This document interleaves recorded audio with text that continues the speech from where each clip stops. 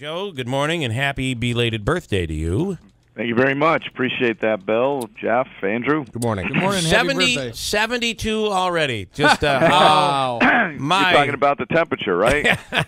I'm hopeful of 72. It'd be nice. All right, what do you think, Joe, of this proposal by the governor? Well, I mean, now is a chance to delve into these details. Ultimately, we're going to have a very difficult challenge, not only with the timetable to meet the April 1st deadline, which I think we need to do. That's our responsibility and obligation. But to find some common ground on some of these, there's a lot of questions here on many of the proposals and the concepts that he discussed and outlined yesterday. I'm particularly troubled that we continue to include policy into this document. This is a fiscal document, and that is just an ingredient for the inability to come together to find some solutions. So some of the things concerning, obviously, are payroll tax. What does it really mean? Still was not specific details as to what he's got in mind there. I'm concerned that if we put a new type of tax on, I get that we have felt some of the sting of what was done federally, even though it's yet to be determined what that true impact will be. We're seeing various different reports as to what it could mean to New York. But I'm not looking at new taxes or new fees, because I think that's the last thing when you look at affordability here in New York and for people to live here, to continue to live here, for businesses to continue to do business here. We've got to be mindful of all of that. On the positive side, the investment in education, despite the challenges fiscally, he's continuing to put more money in, and that's a good sign because that's an important area of our jurisdiction. Yeah. So it's going to be a difficult couple of months here. Are you hopeful that we'll get through this budget without a battle over education funding? Yeah, I think actually that was encouraging yesterday because the governor actually put forth additional aid. Now the legislature traditionally has gone and met that and increased it. So we'll have that conversation, but at least that was one of the positive aspects yesterday, that we're moving in a direction to continue to make significant investments in public education. And the other aspect is health care. I think he did some things yesterday that will be beneficial to our continued focus on the delivery of health care for some of the vulnerable segments of our society and in general. So those were encouraging. Some of the things that are difficult are some of the revenue enhancers that he discussed, because we're still trying to figure out what does it mean, because it could have a negative impact not only on residents but on businesses in the state. The payroll tax, as I indicated, that still has not been really flushed out. He gave a lot of different slides yesterday and some constructs, but there's still a lot of questions. Yeah. So it's going to be, I think in the end, if we stick to the 2%, hold ourselves to stay within, control our spending, much like we've put the cap on local property taxes. Yeah. That $4.4 billion deficit shrinks down to about 1.7, and then that's somewhat manageable when you're looking at a $153 billion plus budget. And I see putting money into pre-K, and first when I look at that, I think fund schools to begin with, as opposed to funding a program that isn't even required. I don't think kindergarten is required by the state. Schools don't have to even offer kindergarten. So why are we putting money there? However, when you do think about it, in some of in the bigger inner city schools, I would think pre-kindergarten is really important, along with after-school programs, especially for families. A lot of kids go home and there's not a parent there.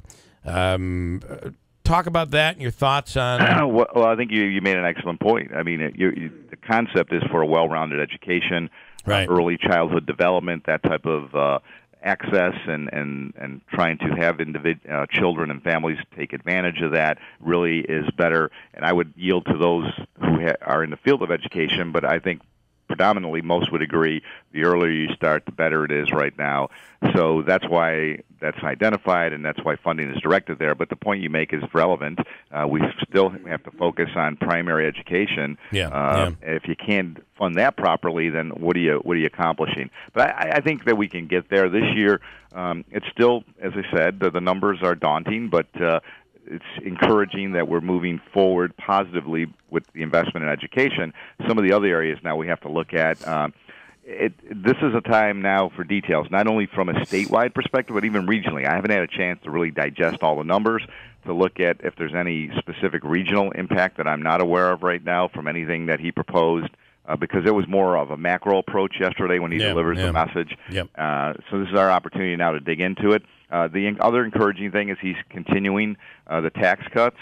These are moves in the right direction, even though they're modest moves, in my opinion, but the middle-class income tax cut will continue to move forward. This is going to be phase 2 or the second year of a 3-year program. So those things, despite the fiscal challenges, I think were encouraging. And then there are a lot of, as I indicated, a lot of the policy stuff that I always had an issue with, but yet we continue to do it. You know, I want to ask you, Joe, would you have, if you were in Congress, would you have, and because listen, the ins and outs of New York and taxes, and there were Republican Congress people who voted against that tax bill. Would you have voted for it or against it? You know, my concern was, and what I had proposed, what I thought was a reasonable compromise, and I spoke to members of the congressional delegation from New York on this, not only from our area but across the state. I think the answer would have been to focus on tax relief, to move forward in a manner that they were moving, but to recognize that there are states, such as the dozen states, that are going to be negatively impacted. If you're really trying to help people, then you would have did a phase-in, and you would have said, look, you guys got to look at your tax structure, and that's why I do applaud the fact that the governor's willing to do that, but we should really, truly look at our tax structure, not just talking about putting a payroll tax on. But so the point is, I would have said, let's in 3 years, if you don't, I would have kept the exemptions in, the local property tax exemptions. I would have spoken to the speaker and said, you've got to listen because this makes sense. It's unrealistic and unreasonable to say that we can change things overnight. I understand that we need to change things, and we have moved forward on a number of initiatives to try to do that here in the Senate.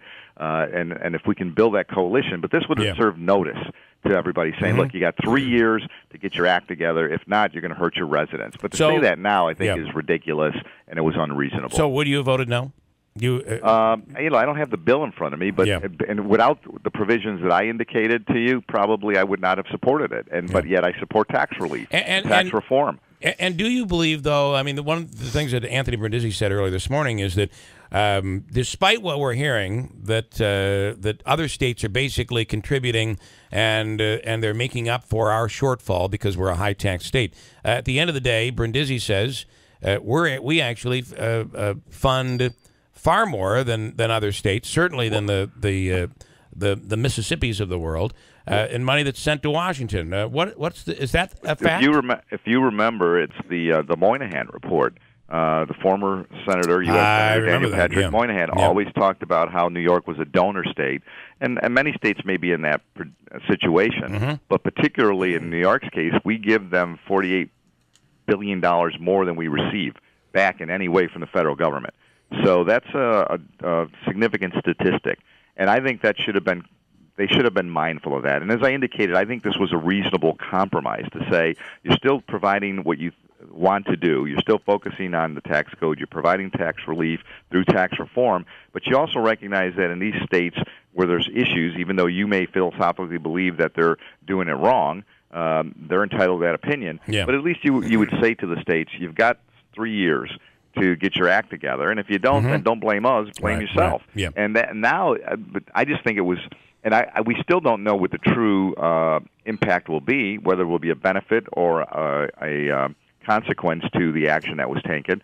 But right now, this is cumbersome. And I don't think we serve any purpose, even with the governor, pointing fingers and some of the hyperbole he's used, the rhetoric, and then continue to point a finger. Let's just fix it. Let's figure out what we need to do to get our act together.